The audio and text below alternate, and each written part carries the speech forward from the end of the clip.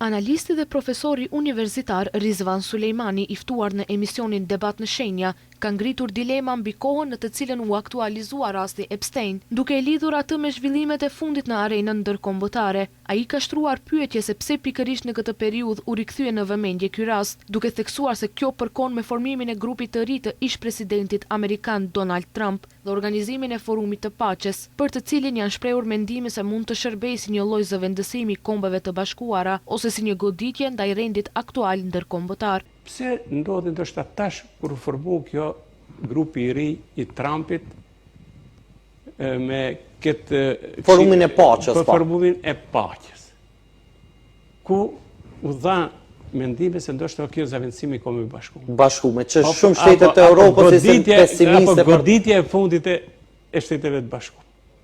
Pse ndoshta nuk asocion në këtë? A mund të asociojë në këtë? Lë hapësirë për dyshim, sepse pikërisht në këtë momentum politik ndodh kjo, edhe pse shtetet, po është normal që Franca nuk do të pajtohet që ta hupe beneficionin që e ka të drejtën e vetës. Sigurisht që po. Sigurisht që as Bretënia e Madhe nuk do të doshte ta prishë rendin ekzistues botnor, ose ta marginalizojë fuqinë e saj.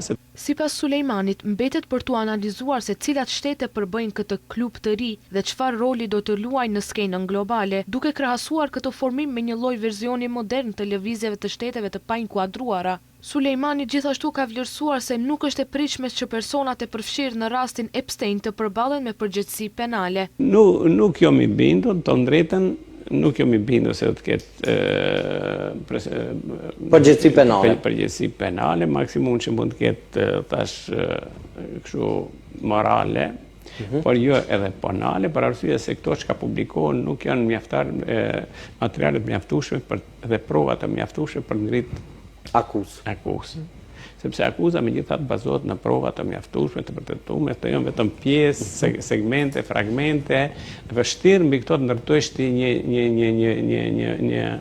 një lëndë me të cilën mbi dikujt do të ngrihet akuzë dhe do të mund të ketë mbarim gjyqësor me panalizim, me dënim.